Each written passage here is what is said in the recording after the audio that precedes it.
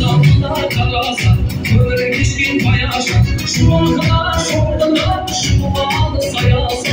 Ağzı ıslak şanaşa, kırmızı kamaşa. Göz babaydı damla, yaşamdan karasa.